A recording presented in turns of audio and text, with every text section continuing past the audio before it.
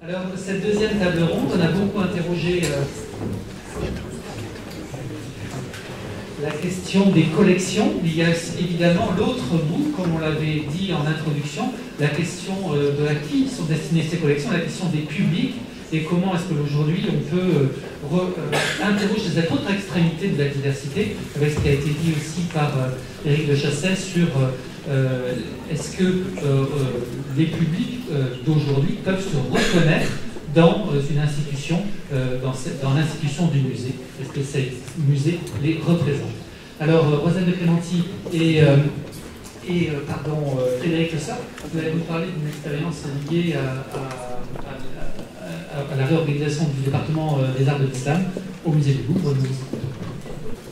Alors, je vais commencer par retracer brièvement le contexte de l'ouverture de la nouvelle présentation du département des arts de l'islam au musée du Louvre. Donc, en évoquant les trois ambitions, on va dire, enfin deux ambitions, l'une scientifique et l'autre politique, qui ont présidé à la mise en valeur de cette collection. Vous voyez ici la vue extérieure des salles qui présentent le département et leur insertion dans cette cour intérieure en plein cœur du musée du Louvre. Alors, la création officielle du département des arts de l'islam au musée du Louvre, elle date du 1er août 2003, et c'est vraiment une volonté politique affirmée de Jacques Chirac, qui, dans son discours de création officielle de ce département, l'a voulu pour, je le cite, pour le respect de la diversité culturelle, le dialogue des cultures, mais il évoquait aussi à l'époque le contexte de lutte contre la fracture sociale qui menace l'unité nationale. Donc, l'ouverture de ce nouveau département, l'ouverture de la présentation au sein des galeries permanentes, elle date seulement de septembre 2012, donc près de 10 années plus tard. Et ces nouveaux espaces sont disposés sur deux niveaux, deux grands plateaux, organisés en 4 sections chronologiques. Alors, les œuvres d'art de l'islam au musée du Louvre, bien sûr, elles étaient là avant la création du département des arts de l'islam, et certaines, peut-être que tu peux revenir à la diapo juste avant, certaines montrent l'histoire aussi de ces collections, puisque vous voyez au premier plan de cette diapositive 3 œuvres qui ont donc l'une égyptienne, les deux autres espagnoles, mais qui ont été réutilisées aussi en contexte, dans un autre contexte religieux, dans des églises catholiques. Donc, vous voyez l'objet central, cette équerre en cristal de roche, qui a fait partie du trésor de l'abbaye de Saint-Denis et qui était précédemment, avant l'ouverture des salles, intégrée à la muséographie du département des objets d'art au sein de la présentation de ce trésor. De la même pour les deux autres objets qui, eux, étaient précédemment intégrés à la muséographie finale du département des antiquités orientales. Donc, vous voyez, on parlait tout à l'heure des strates historiques des collections. Il en a été ainsi pour celle du département des arts de l'islam. Donc, ce qui est présenté, vous voyez ici le niveau inférieur de la présentation, c'est l'ensemble de la culture matérielle de la civilisation islamique. Donc, sur sa longue histoire, 13 siècles d'histoire, 3 continents, donc quelque chose de très vaste, avec cette idée de civilisation qui est une notion complexe, et l'idée présenter les objets relatifs à des cultures dominées par des souverains de religion musulmane. Voilà l'acception qui a été prise en compte pour cette notion de civilisation islamique. Alors bien sûr, ce sont principalement des objets fastueux, des objets de cour qui sont attachés à des pouvoirs, tant où le religieux et le temporel sont intimement liés.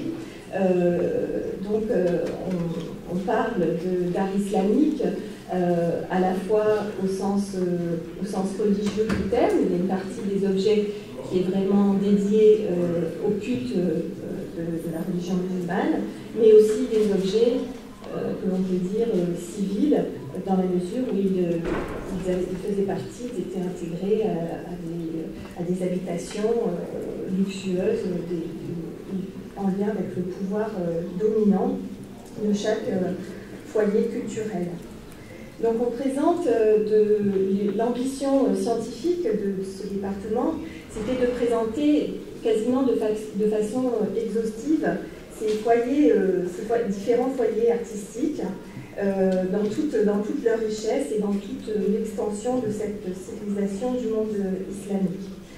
Y compris d'ailleurs pour des foyers artistiques ou pour des périodes pour lesquelles la collection était relativement faible, notamment par exemple pour le Maghreb médiéval. Alors, cette présentation d'objets est complétée bien sûr par des médiations, donc des dispositifs qui sont intégrés à la muséographie, qui permettent d'abord, comme ces grands panneaux, ce grand panneau que vous voyez, de donner un discours historique sur la période qui est évoquée. Donc ce discours historique, il est porté par ces grandes simèses qui rythment le parcours à 4 reprises et qui sont des articulations chronologiques qui permettent d'organiser la visite. Donc on part des origines de cette civilisation autour du 8e siècle, donc avec une première rupture autour de l'an 1000, une autre autour du XIIIe siècle, une autre au XVIe siècle, et on arrive comme ça jusqu'au milieu du XVIIIe siècle. Et on explique tout ça avec cette cartographie animée qui permet aussi de se repérer et de voir les expansions et les raccourcis, les rétrécissements de ce territoire couvert par la civilisation islamique au cours du temps. De façon à évoquer plus largement le contexte culturel de cette civilisation, on complète par d'autres dispositifs multimédia intégrés à la muséographie, comme ce que vous voyez ici et que l'on appelle notre cabinet des clés, donc qui va donner des renseignements un peu plus larges qui va permettre de contextualiser des données pour prolonger la visite. Notamment, il y a par exemple des dispositifs sur la diversité religieuse qui est présente au sein du monde islamique, sur la diversité des langues, voilà, c'est l'image que vous avez à l'écran, donc avec des récits comptés qui permettent d'appréhender cette diversité linguistique au sein de cette civilisation. Et l'idée, bien sûr, c'est de susciter la réflexion chez le visiteur en regard, par exemple, de la figuration dans le monde islamique, de la nature des œuvres, lesquelles sont vraiment religieuses par rapport à d'autres qui peuvent être interprétées comme davantage profanes. Alors, peut-être aussi l'ambition de poser à ce département de cette diversité des publics et de cette ouverture peut-être davantage de visiteurs, a fait que ce qui était aussi une sorte d'évolution des métiers à l'intérieur du musée, mais cette réflexion sur les dispositifs de médiation a été pensée conjointement entre les équipes en charge des publics et celles des conservations. Et dans cette variété des approches, les dispositifs précédemment présentés, c'est une petite révolution au Louvre, même si ça paraît une évidence, sont tous multilingues, ce qui, dans la diversité de l'attention aux visiteurs, est déjà un premier pas. Et secondement, la réflexion a porté non seulement sur la présentation des objets et sur leur appréhension visuellement la plus forte possible, mais aussi sur une attention à ce que peut être un public bien précis, celui des non-voyants.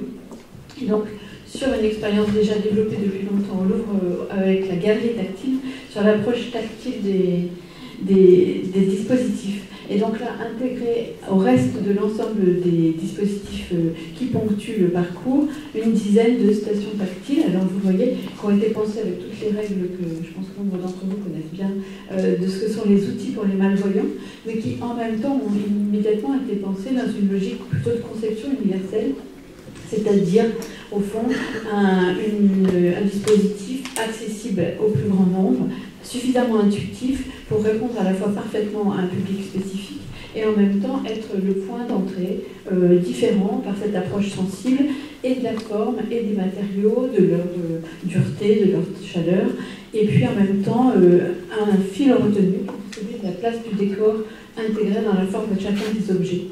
Donc, là, on voit d'emblée que le dispositif permanent vise à une diversité des approches par les visiteurs. Alors, pour compléter cela, c'est la médiation par les médiateurs qui prend le relais, avec la variété des outils qui sont habituellement ceux du musée. Alors, le caractère multilingue est à la carte d'un guide multimédia, des publications diverses et variées qui prennent en compte la variété des âges, des publics ou des propositions thématiques. Ce que je vous dis là est absolument commun aujourd'hui à la plupart des musées. Et puis, une incitation très forte pour la compréhension de ces objets a finalement resté, ça a été un très long débat, dans une communauté de regard et d'approche par rapport aux autres collections du Louvre. Parce qu'il y avait l'envie d'amener des visiteurs nombreux face à ces objets qui n'avaient pas encore véritablement trouvé beaucoup de public précédemment, et en même temps l'envie de rester sur une offre générale du Louvre qui n'était pas dans une logique de distinction absolue du regard porté sur ces œuvres plus que sur ceux des autres collections. Alors en revanche, l'approche liée à la question de la compréhension des processus de création, des techniques, d'un regard plastique sur les collections a été dès le début très fortement présente dans les offres proposées aux visiteurs. Et puis, ce qu'on savait dès le départ, c'était la nécessité vraiment d'accompagner, probablement plus fortement encore qu'ailleurs, les différents relais et enseignants dans la connaissance de ces collections qui, par bien des aspects, faisaient plus peur, entre guillemets, que les collections d'art occidental habituelles.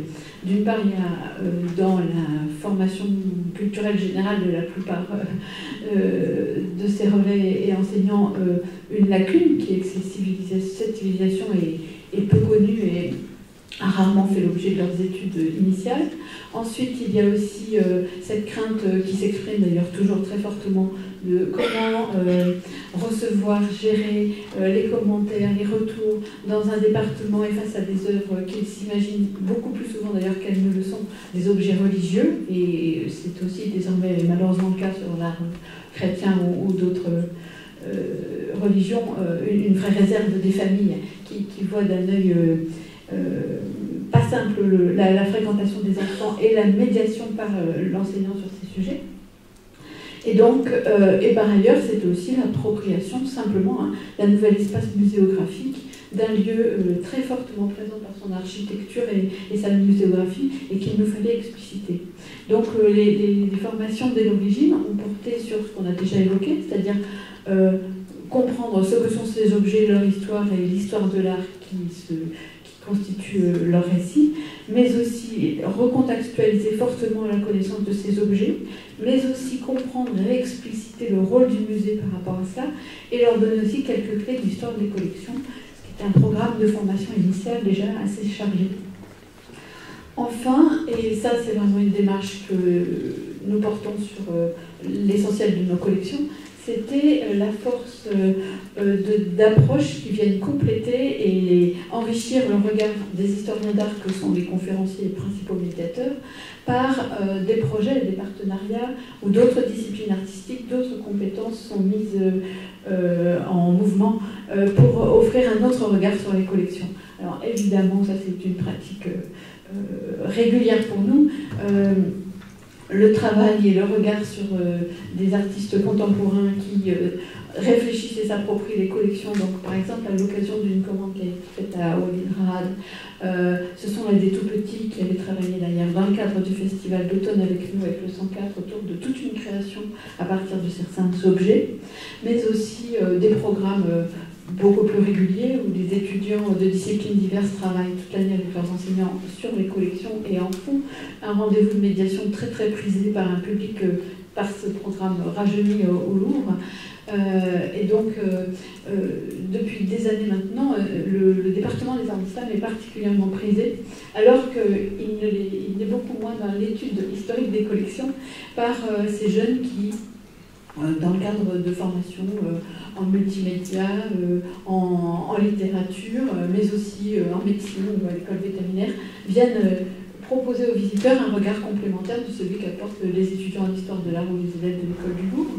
Et puis dernière chose, c'était aussi avoir d'emblée cherché à susciter l'intérêt des familles par rapport à ces collections. Et dans ces familles, évidemment, dans notre mission d'élargissement des publics, on avait eu déjà un très gros travail avec les acteurs du champ social et des familles pour beaucoup venus d'un monde de l'immigration, en cherchant comment ne pas pour autant proposer un programme stigmatisant et enfermant sur ces questions identitaires. Il nous était apparu que la question des langues, et pas que de la langue arabe dans le département, puisqu'il y en a plusieurs qui sont représentés, était un bel objet qui pouvait être une porte d'entrée où les parents avaient des repères sur une pratique linguistique et en même temps on abordait la question plus large et artistique de la belle écriture et de la calligraphie. Alors ça c'était en gros le premier programme proposé.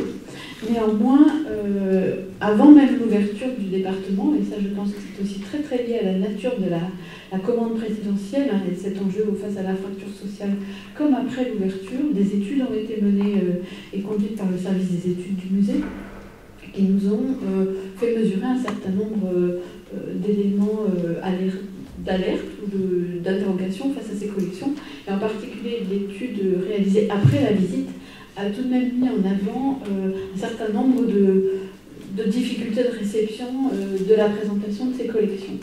Et en premier lieu, les questions restent nombreuses sur la compréhension du parcours, alors que Roselle vous les a montrées, les panneaux structure, elle explicite, et finalement les visiteurs ne le voient pas, sur la lecture des cartes animées qui sont là et qui sont perçues comme très utiles, mais finalement on s'aperçoit que le visiteur en lit la première et puis après laisse un peu tomber, et sur 3 questions récurrentes qui sont pourtant soulevées dans le cabinet des clés, mais peut-être le visiteur n'a-t-il pas le temps non plus, alors qu'il consacre son temps à l'observation des objets, d'aller se tourner vers des dispositifs multimédia.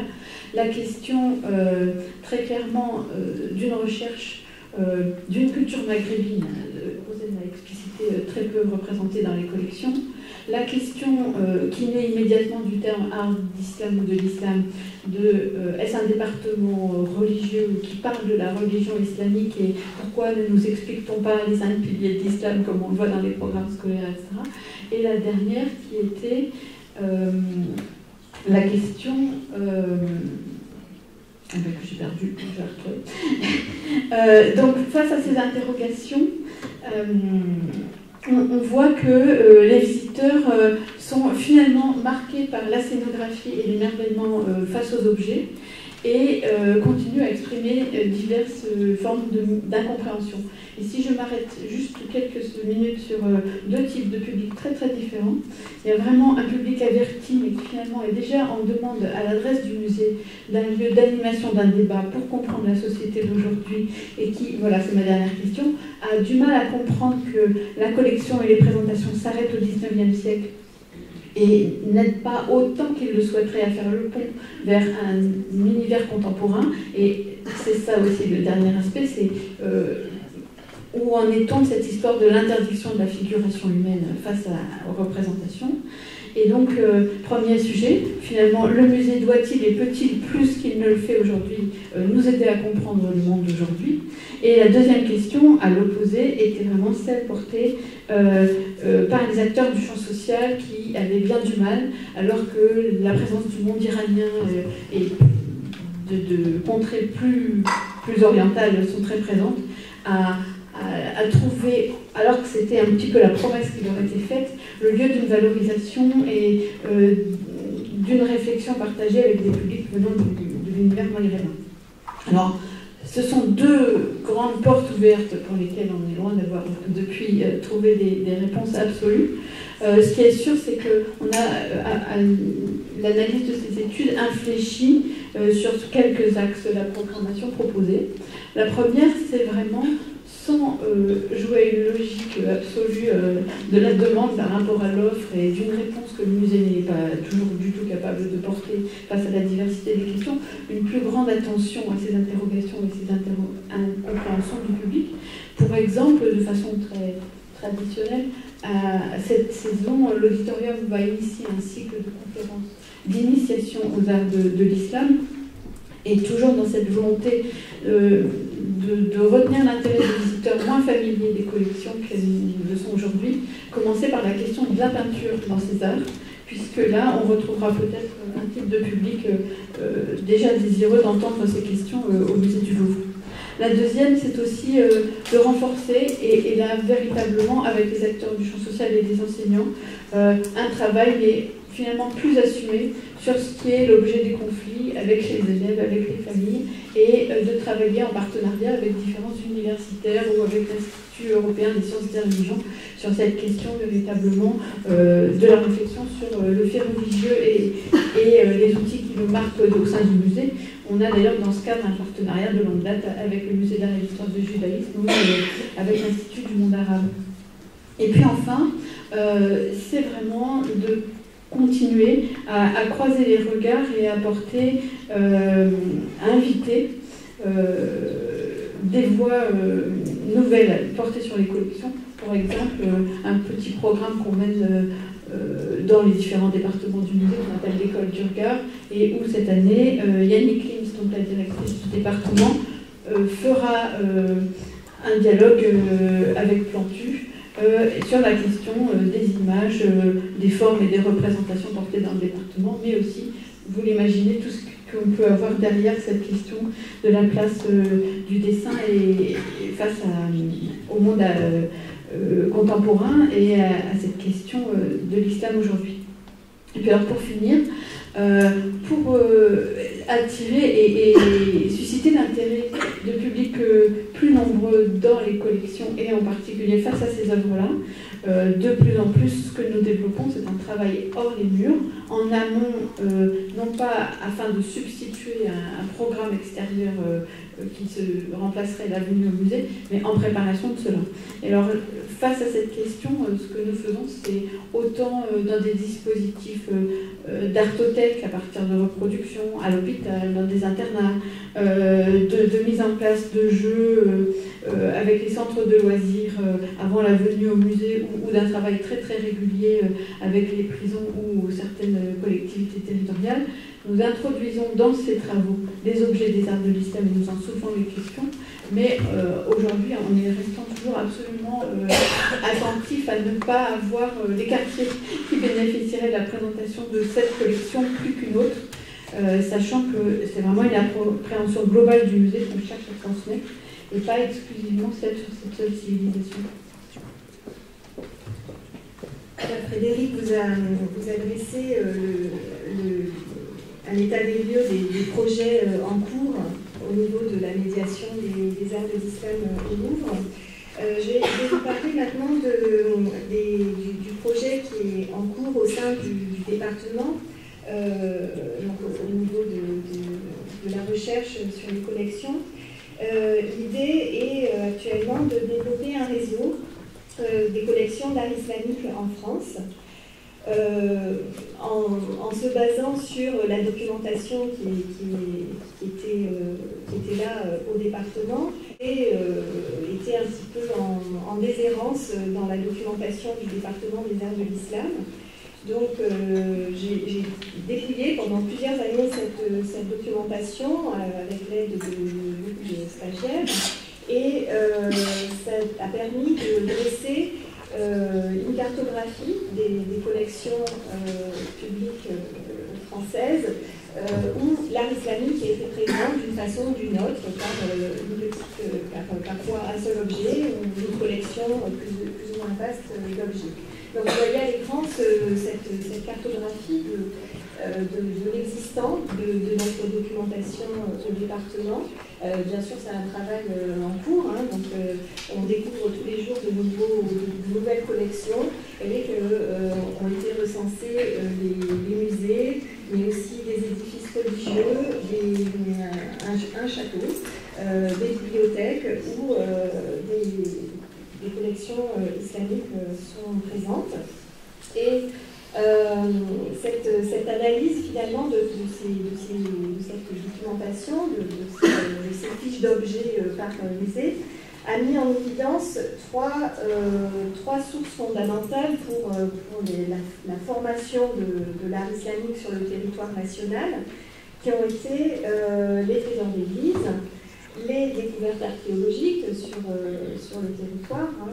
Peut-être que vous avez suivi récemment la découverte de tombes de musulmans à Nîmes, ça date d'il y a quelques mois.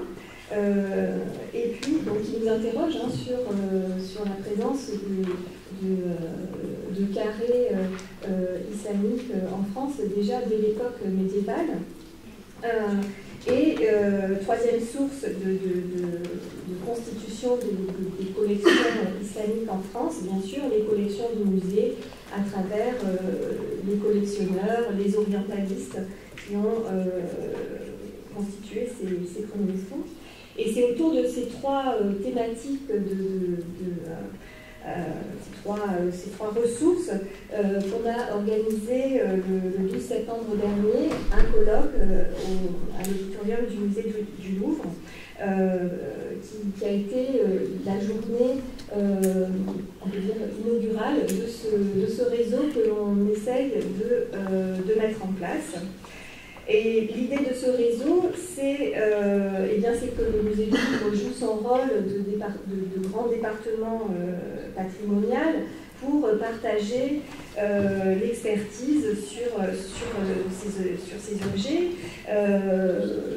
qui puissent conseiller, qui puissent identifier aussi ces collections qui sont méconnues par leur grande diversité.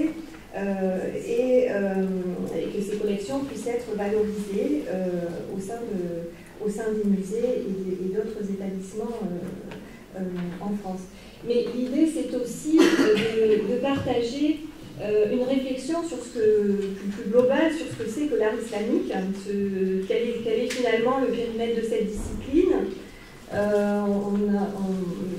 Chacun entrevoit des contours différents. On empiète sur l'archéologie, sur l'ethnographie, sur l'histoire de l'art. Le positionnement de cette discipline est encore en question. Et l'idée aussi de ce réseau, c'est de montrer que cet héritage islamique fait partie intégrante du patrimoine national, qu'il est ancien. Les collections d'art islamique en France sont fort anciennes, les découvertes archéologiques le montrent, et finalement comment ce patrimoine s'inscrit dans des dynamiques d'échanges culturels, d'échanges commerciaux au cours de l'histoire. Voilà, on peut terminer donc sur cette idée de réflexion en partage, à la fois donc par l'inventaire et la connaissance du patrimoine, et l'encouragement de la variété des formes de médiation qui nous permettront de nous adapter à toutes les formes de public et mieux montrer la présence de cette civilisation sur le territoire national. Je vous remercie pour votre attention. Merci beaucoup. Avec des savoirs, c'est à vous. Effectivement, je crois que c'est très important de signifier ce rôle d'expertise des grands départements, parce que si certaines collections sont en déshérence, c'est souvent parce que l'on ne peut passer par là, parce qu'on ne peut pas en dire grand-chose quand on n'est pas armé pour le faire, et donc ce rôle de conseil des grands départements, qu'il s'agisse des arts d'Afrique et d'Océanie, des arts asiatiques, des arts de l'islam, évidemment, est fondamental pour que les musées en région puissent s'approprier ces fonds et avoir un discours dessus. Et je dirais même aussi pour des objets qui n'ont pas de valeur aussi patrimoniale particulière, mais qui sont aussi le fruit d'un héritage. Je pense à des valeurs, à des objets caricaturaux, des objets qui n'ont pas forcément une valeur artistique, mais qui sont des témoins d'une histoire partagée. Donc voilà, cette expertise, elle s'est dans tous ces domaines. Alors Marie Sanchez, directrice des Affaires et des Savoirs, pour un projet justement lié à une population, celle d'Elbeuf, une population d'ouvriers, qui est donc le cœur de projet des Affaires et des Savoirs, puisque vous êtes dans une ancienne usine de textile Brain-les-Blins. Et là, c'est un projet qui va à la rencontre des descendants, des ouvriers et également des personnes issues de l'immigration que vous portez à la Affaires des Savoirs. Voilà. Alors, c'est un projet, je le dis tout de suite, qui est encore à un stade très très modeste, puisqu'en fait, il avance aussi en fonction des opportunités et en fonction des moyens que nous avons. Alors, bon, peut-être qu'il est utile de rappeler un petit peu, parce que ça va expliquer un petit peu le titre, ce qu'est la Fabrique des Savoirs. Alors, c'est un équipement donc, qui dépend de la Réunion des musées métropolitains, qui regroupe un musée, donc un musée de territoire, dont les collections s'articulent autour des sciences naturelles, de l'archéologie et du patrimoine industriel. En appui, il y a également un centre d'archives patrimoniales, donc qui est un centre d'archives qui gère des archives publiques, mais aussi des archives privées, donc dans lesquelles on va trouver des fonds d'entreprise qui peuvent nous aider dans notre travail de recherche, et puis un centre d'interprétation de l'architecture et du patrimoine. Alors, les collections muséographiques, comme les fonds d'archives, témoignent de la richesse du territoire d'Elbeuf et de son agglomération. En fait, donc, depuis le Moyen-Âge jusqu'à la Deuxième Guerre mondiale, Elbeuf est un grand centre lainier français, donc qui est très très prospère, et donc qui va en fait connaître des difficultés après la Seconde Guerre. Après la Seconde Guerre, on va voir disparaître progressivement le tissu industriel et il disparaîtra définitivement dans les années 70. Donc ces évolutions ont forcément beaucoup marqué le territoire, à la fois sur le plan économique, mais aussi sur le plan sociologique. Alors dans le cadre de sa politique de décentralisation industrielle, l'État va favoriser après la guerre l'implantation de nouvelles industries. On va avoir Rhône-Poulenc, donc la chimie dans les années 46-47, et puis la Régie Renault qui va arriver en 1958. Donc ces nouvelles implantations vont forcément avoir un effet, notamment au niveau de l'implantation de nouvelles populations qui sont en provenance en majorité du Maghreb, mais aussi de l'Afrique de l'Ouest, donc avec des populations très importantes de Guinée-Bissau, du Sénégal et du Mali. Alors, ces évolutions qui ont entraîné donc, de grands bouleversements, la Fabrique des Savoirs, après 6 ans de fonctionnement, c'est un équipement qui est tout jeune, il a été créé en 2010, peut prendre enfin le temps de réfléchir à la façon d'intégrer dans les collections des témoignages de ces mouvements d'immigration. Alors, l'objectif, il y a plusieurs objectifs. Le premier objectif, ça serait d'enrichir éventuellement les collections. Le deuxième, il est surtout de constituer des sources historiques, parce qu'en fait, l'histoire de cette période, elle est à écrire. On ne dispose d'aucune information vraiment scientifique sur les conditions d'arrivée de ces populations.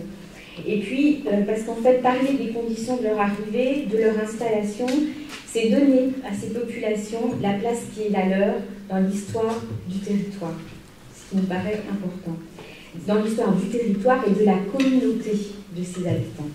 Enfin, ces populations sont en général un public éloigné donc, des musées, et l'objectif est bien entendu aussi d'accompagner un développement des publics, de leur permettre de les familiariser avec le lieu qu'ils ne connaissent pas, et donc de leur permettre de le fréquenter de manière plus naturelle. Alors, les modes d'action, on sait très vite, le passage obligé, primordial, préalable, c'était bien entendu d'organiser, de trouver les moyens de se rapprocher de ces populations. Et donc, ce projet, il n'en est vraiment qu'à ses débuts. Néanmoins, le travail de développement des publics que nous menons depuis 3 ans a déjà permis de tisser des liens avec ces familles et d'identifier déjà des personnes ressources. Alors, les premières actions que nous avons menées, en fait, c'est une opportunité. La ville organise tous les ans ce qu'elle appelle le Festival Couleurs d'Afrique, qui est donc un festival qu'elle organise en partenariat avec un centre social, donc un lieu de rencontre culturelle, qui se trouve situé dans un quartier un peu emblématique de la ville, on appelle le Puchot à Elbeuf. Le Puchot, c'est un lieu important, parce qu'il parle à tout le monde, à toutes les populations. En fait, ces populations se sont installées dans ce quartier dans les années 60, parce que c'était un nouveau quartier, un quartier HLM, mais le Puchot, c'est aussi le quartier historique emblématique de la ville. Donc, quand on parle de Puchot, c'est un lieu qui parle à tout le monde. Alors, le centre social du Puchot est donc le partenaire avec lequel nous avons développé ces actions. Alors, le festival, en fait, c'est un moment, ça dure une semaine, ça revient tous les ans. C'est un moment au cours duquel on organise des échanges. En fait, l'objectif, c'est de montrer la richesse des pratiques culturelles africaines avec des échanges, des ateliers, soit sur place dans le quartier, soit des échanges avec des scolaires, des projections, des concerts, avec des artistes invités. Alors, dans le cadre de ce festival, le musée a proposé plusieurs projets participatifs qui sont fondés sur la notion de partage de connaissances autour du textile, en écho avec nos collections. Ces actions ont conduit à des échanges de pratiques et d'objets avec les familles originaires d'Afrique de l'Ouest et du Maghreb sur la thématique du vêtement en 2013. C'est pas 2013, c'est 2014. Voilà ce que ça a donné. Donc en 2013, ça a été, la thématique c'était le vêtement. Et puis dans les éditions suivantes, 2014-2015, nous avons travaillé sur la teinture. En fait, donc à l'issue de ces ateliers, dans lesquels on associe donc les techniques de teinture africaines et européennes, ont été exposés donc des vêtements traditionnels de fête ou du quotidien qui ont été prêtés par les participantes. Ça concerne environ une douzaine de personnes. Et donc, ces personnes nous ont accompagnés aussi dans la présentation des vêtements, mais aussi dans le travail plus scientifique d'élaboration des cartels. C'est pour ça que nous avons mis un cartel face à la photographie. Alors, en 2016, le projet s'est poursuivi là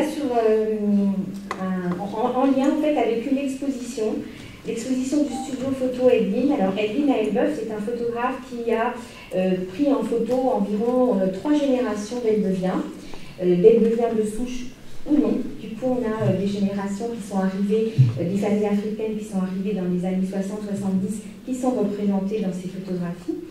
Et donc, au cours des échanges avec les familles, ont eu lieu donc des réflexions, notamment sur la place de la photographie dans leur propre histoire familiale.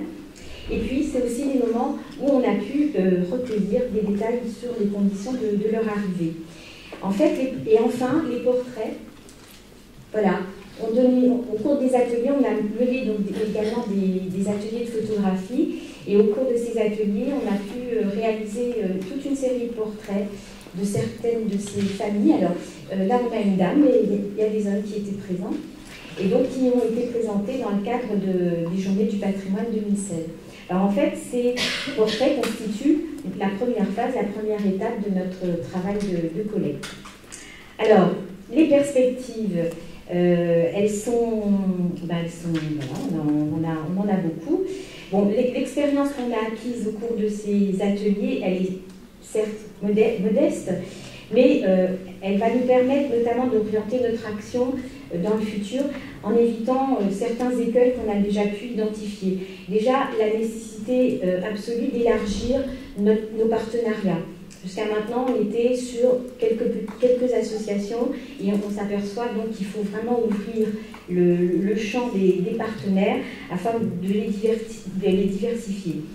Si nous devons poursuivre cette démarche, donc recueillir cette mémoire, c'est surtout avec le souci de croiser les regards, parce que les acteurs sont multiples. Les populations immigrées sont les premiers acteurs, mais il y a également toutes les institutions qui les ont accueillis, les associations qui ont permis leur installation, et également les habitants, les autres habitants de la ville.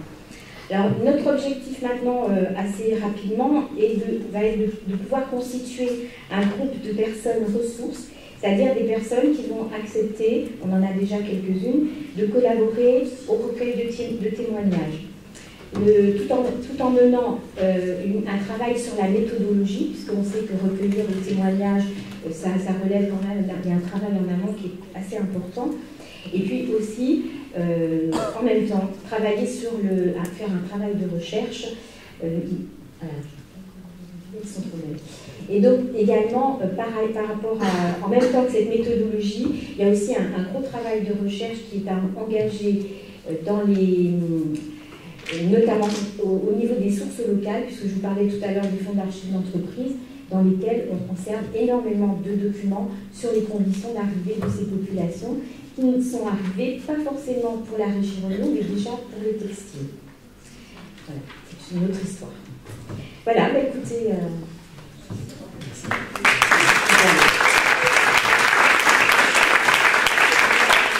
Merci donc, sur cette ouverture vers des publics divers. Pour autant, on produit la richesse industrielle des bœufs et aujourd'hui, qui sont donc les constituants, les ferments de ce qu'est la fabrique des savoirs aujourd'hui. Malheureusement, Hélène Aubin de la civilisation du Musée national du patient a dû partir. Et donc, je vais passer la parole à Paul Salmona, qui est directeur du Musée d'art et d'histoire du judaïsme et qui, à l'inverse, va poser la question d'un musée de communauté, d'un musée pour une communauté. Est-ce que c'est pour le public d'une communauté ou pour un public plus vaste, avec l'ouverture, il y a maintenant 10 ans, 20 ans, pardon, 18 ans, voilà, du musée d'art et d'histoire du judaïsme au cœur du Marais à Paris. Voilà, je lance le diaporama.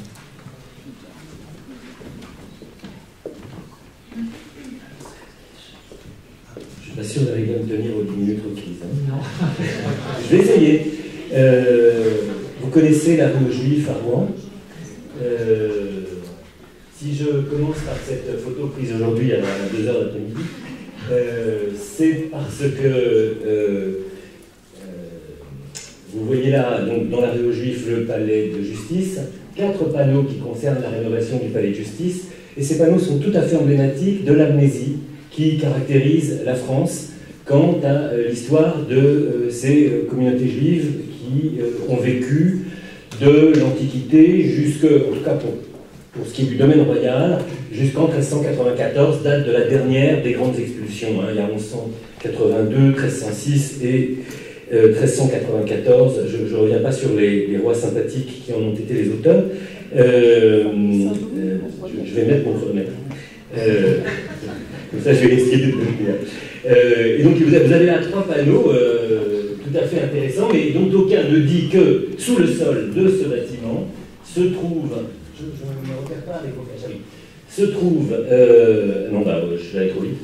Se trouve certainement l'un des vestiges les plus importants du judaïsme médiéval en France, qui est probablement une synagogue, enfin la chose est débattue. C'est des vestiges en élévation sur plusieurs mètres d'un bâtiment sanctuaire qui a la même qualité que l'église de l'abbatiale de Saint-Georges de Bocherville. Voilà, c'est sur le ske ou che que je m'arrêtais.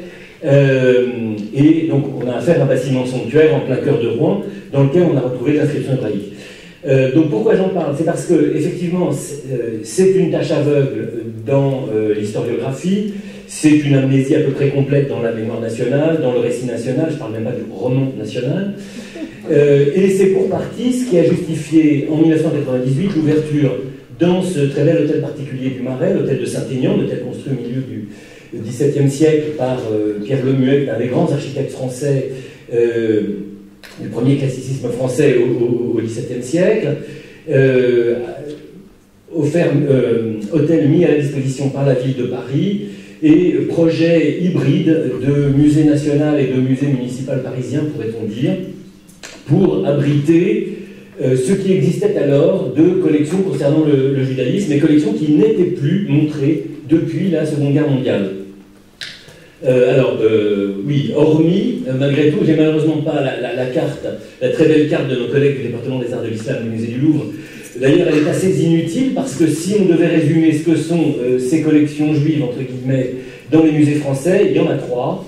Le musée juif alsacien, le petit musée juif alsacien de Bousvillers, le musée judéo-comtadin, donc il y a une communauté juive en Alsace très importante, et comme on sait, l'Alsace a été rattachée à la France en 1648, et ça a rattaché donc ces communautés juives au domaine royal, puisque comme je le disais tout à l'heure, elles ont été expulsées.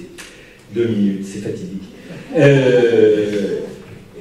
Autre musée, le musée judéo-comtadin de Cavaillon. Pourquoi Cavaillon? Parce que dans les 4 villes principales du comtat venessin, Avignon, Cavaillon, l'Île-sur-la-Sorgue et Carpentras, les Juifs jusqu'à la Révolution ont pu rester, depuis le Moyen-Âge, sous l'autorité du Saint-Siège. C'était sous juridiction vaticane. Et puis, petite collection au musée basque de Bayonne, parce que, je ne développerai pas, mais à partir du début du XVIe siècle, les Juifs ibériques se sont réinstallés sur la côte aquitaine, avec la bénédiction, si on peut dire, en tout cas avec des lettres patentes d'Henri II, qui les a autorisés à s'installer pour partie pour embêter le roi d'Espagne, et d'autre part parce qu'ils avaient des connexions internationales qui intéressaient le point de vue commercial. Bref, et donc on a là des collections. En dehors de ça, il y avait à Paris un petit musée associatif ouvert après la Seconde Guerre mondiale, rue des Saules,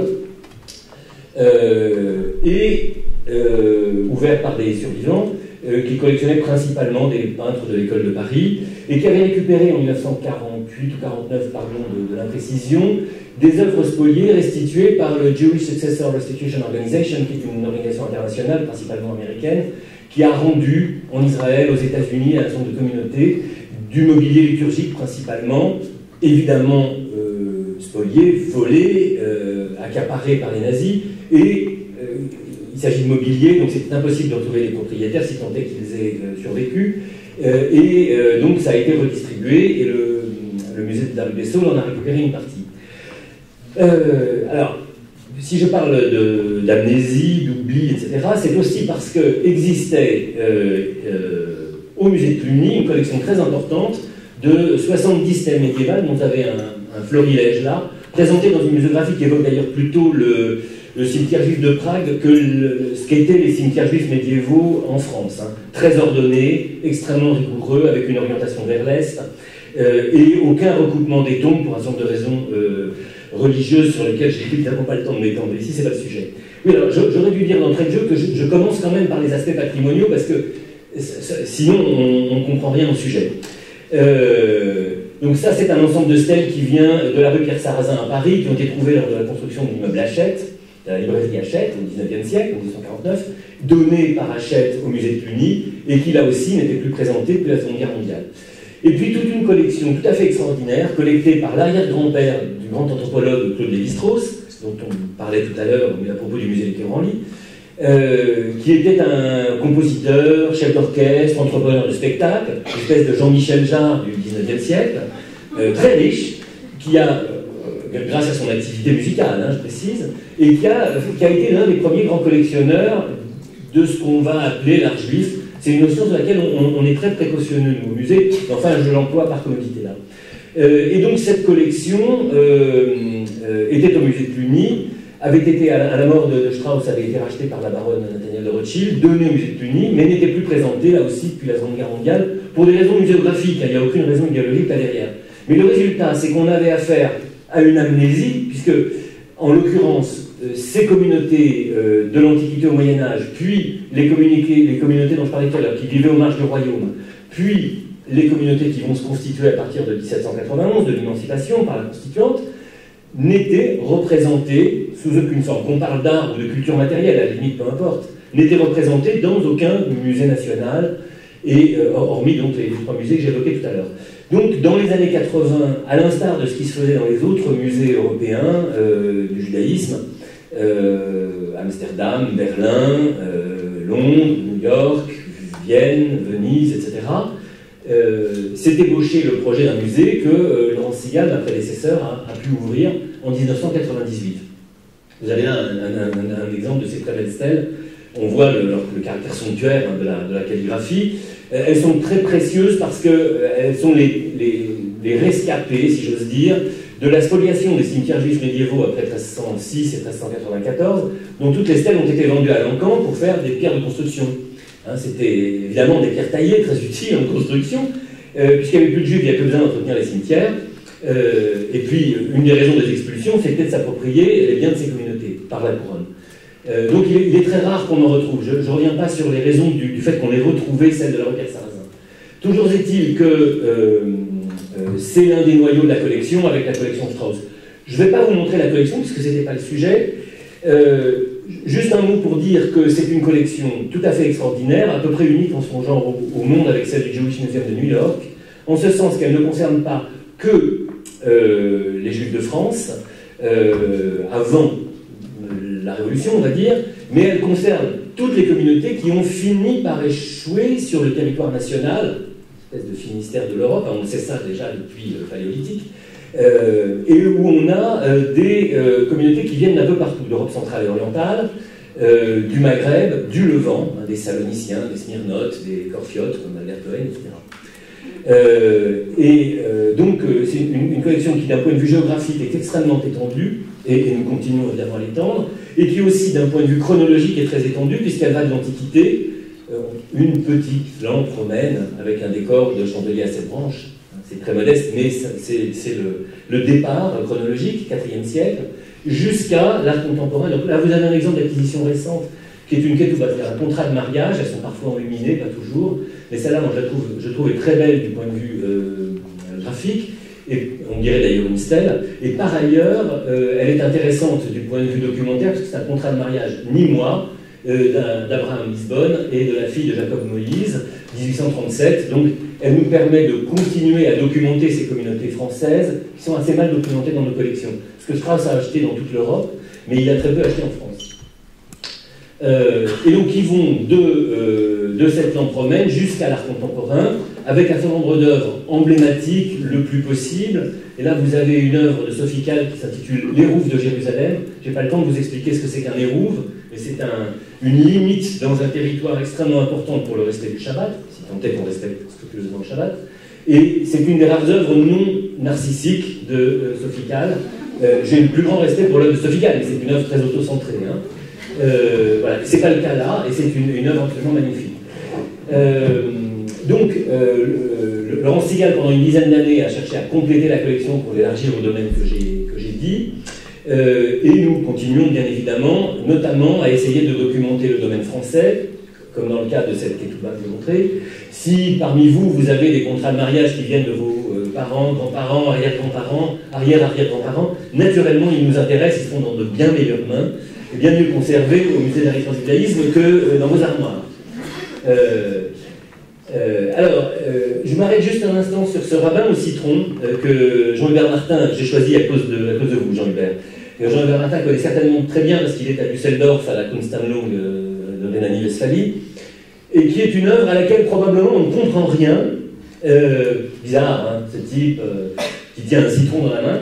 Si on ne sait pas ce que c'est que cette table sur laquelle il y a des cédras, donc des citrons odoriférants, des citrons qui ont un parfum très fort, photo que j'ai faite avant-hier, rue des Rosiers, à laquelle d'ailleurs, si on ne connaît pas la fête des cabanes, on ne comprend rien non plus, hein, je précise tout de suite. Donc, le citron et les palmes qui sont à gauche sont parmi les végétaux qu'on utilise parmi les 4 espèces pour la fête des cabanes. J'ai là aussi pas le temps de développer. Je montre simplement ces 2 photos pour dire que c'est 2 exemples extrêmement emblématiques de la difficulté que nous avons à expliciter cette collection. Parce qu'au fond, il n'y a rien de plus proche et de plus lointain que le juif dans une société. Il y a probablement en France 600 000 juifs aujourd'hui. Ceux qui sont très observants ont une culture qui est assez étrangère à l'ensemble de la communauté nationale. d'autant plus étrangères qu'ils ont un assez scrupuleux respect des lois de la République, ça remonte au XIXe siècle, et que par conséquent, cette culture est plutôt du domaine privé, et même très délibérément du domaine privé, en tout cas dans l'acception, dans la pratique qu'a voulu le judaïsme français au XIXe siècle. Ça a un peu évolué récemment, mais j'ai pas le temps de développer. Ça n'avance plus. Pourquoi? C'est bizarre. Il fallait qu'on s'arrête là sur la fête des cabales. Donc, ce que j'allais dire.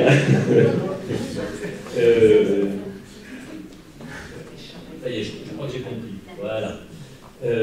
Absolument. Alors, ce que j'allais dire très vite, un peu à l'instar du musée du Quai Branly, c'est qu'évidemment cette collection a ses limites. Je ne vous en fais pas le descriptif, mais un des moyens que nous avons développé, et empiriquement d'ailleurs à partir de l'ouverture du musée, pour évoquer d'une part tout ce que la collection n'évoque pas, notamment la vie quotidienne et des tas d'aspects de ce qu'on appellera par commodité la civilisation du judaïsme, mais c'est une définition qui ne me convient pas. En tout cas, le judaïsme comme fait de civilisation, ce sont les expositions temporaires qui ont gagné en place dans le bâtiment, qui occupent maintenant 3 espaces d'un peu plus de 500 mètres carrés, et qui vont permettre d'évoquer, comme ici par exemple, l'engagement des Juifs européens dans la guerre d'Espagne, et une question assez sociologique mais intéressante, celle du nombre invraisemblable de photographes juifs dans l'Europe de la première moitié du XXe siècle, hein, en l'occurrence là, Robert Capa, Gerda Taro et David Seymour, donc 3 très grands photographes très célèbres. Ici, une petite expo sur les transformations de la rue des Rosiers, qui aujourd'hui est devenue un lieu pour fashionistas, mais qui a encore gardé quelques aspects de sa vie traditionnelle. Et ça, on est là dans les années 70. Un peintre, Marian, dont le destin a été profondément marqué par les bouleversements du XXe siècle, pour employer un euphémisme, et que le musée contribuera à faire redécouvrir. Combas qui lui rend hommage. Gottlieb, jamais montré de cette manière, c'est-à-dire en montrant les planches originales qui sont 2 ou 4 fois plus grandes que les dessins reproduits dans Pilote, dans Pays glacial, etc. Et au prisme de son existence de fils de déporté, ce qui est à peu près ignoré, mais on comprend beaucoup des dessins si on connaît un peu la biographie. Pardon, enfin je ne reviens pas sur Proust et Saint-Beuve. Hein. Trésor du ghetto de Venise. Non, mais parce qu'avec Jean Hubert au premier rang, évidemment, on est immédiatement dans l'autocritique. Trésor du ghetto de Venise, je ne développe pas, un magnifique mobilier liturgique vénitien, des trésors d'orfèvrerie vénitienne qui avaient été cachés pendant la guerre et qui ont été redécouverts et restaurés récemment. L'œuvre extraordinaire de Roman Vichniac qui a documenté ce qu'il a appelé d'une manière très belle le monde disparu, c'est-à-dire le judaïsme d'Europe centrale et orientale, qu'il a photographié dans les années 30 dans une préscience tout à fait extraordinaire, y compris d'ailleurs en réécrivant l'histoire. Hein, il a fabriqué sa propre légende. Mais enfin, le corpus photographique est extraordinaire. J'en profite d'ailleurs pour préciser que les acquisitions dans le domaine de la photo sont très importantes. 14 minutes, c'est abominable. Moïse, qui est évidemment un personnage fondateur du judaïsme, et qui était aussi l'occasion de montrer que, question qui a été évoquée tout à l'heure, la question de la figure est tout à fait présente dans le judaïsme, contrairement à l'idée reçue qui voudrait qu'à cause du décalogue, du commandement, tu ne feras pas d'image, etc., il n'y a pas de figure dans le judaïsme, c'est tout à fait faux, on le voyait très bien, alors de l'Antiquité à l'art contemporain, enfin de l'Antiquité à Antonioni, de Dora Europos à Antonioni. Hein. La redécouverte d'une photographe merveilleuse, totalement oubliée de l'histoire de la photographie, puisqu'on a découvert le corpus de ses photos quelques années avant sa mort, à 90 ans à Berlin. Le grand peintre de l'émancipation en France au XIXe siècle, qui a peint des scènes de la vie juive.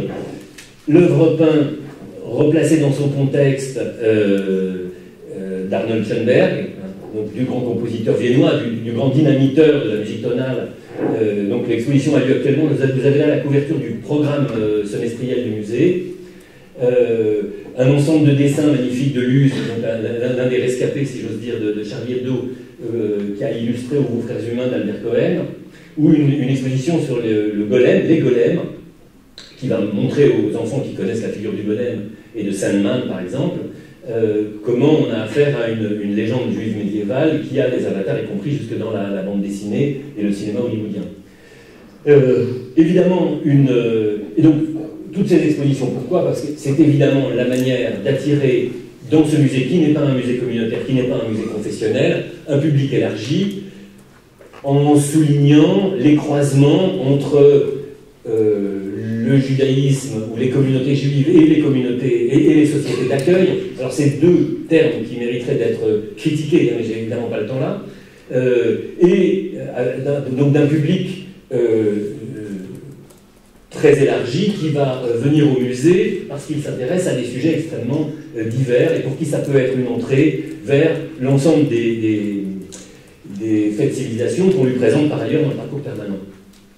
Un travail évidemment scientifique avec les historiens en France, notamment pour commencer à effacer cette tâche aveugle que j'évoquais tout à l'heure.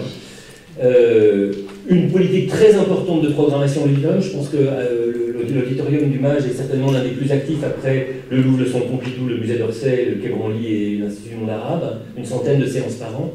Ici, un concert de Florent Beaufard dimanche dernier consacré à des pièces de Schoenberg, vous l'aurez deviné. Et puis alors, là on est en plein dans le sujet, et je conclue avec ça. 17, c'est atroce. Une politique éducative très active qui met l'accent sur les relations interculturelles, les relations entre les différentes communautés, mais là aussi j'ai des scrupules à employer le terme, et vous voyez que on aborde toute une série de questions, et notamment les questions de différence, de discrimination, de préjugés, etc., à travers toute une série de thèmes qui a peur des couleurs, jasmin et fleurs d'oranger, les trois calendriers, libres et égaux, culture en partage, juifs et musulmans, avec l'Institut du monde arabe, juifs, chrétiens, musulmans. Alors je ne sais plus si ça c'est l'un des programmes qu'on fait avec le Louvre, mais il y a un programme avec le Louvre, il y en a un autre avec le Collège des Bernardins. Ainsi va la rumeur, stéréotypes et préjugés, des formations pour enseignants qui permettent d'outiller les enseignants sur la manière de répondre aux préjugés et aux remarques racistes et éventuellement antisémites entendues en classe. Malheureusement, on a des preuves tout à fait concrètes d'une évolution dramatique, d'une résurgence dramatique de l'antisémitisme le plus élémentaire dans l'éducation nationale. Voilà, je termine sur une installation contemporaine pour la Nuit Blanche, qui est une œuvre très singulière de Sigalit Landau, qui est probablement l'artiste israélienne la plus importante aujourd'hui, et qui est une œuvre qui questionne Israël à la fois comme refuge et terre dont toute la jeune génération d'Israéliens a envie de s'échapper. Et je n'ai pas le temps, évidemment, de développer. Merci de votre attention. Pardon de cette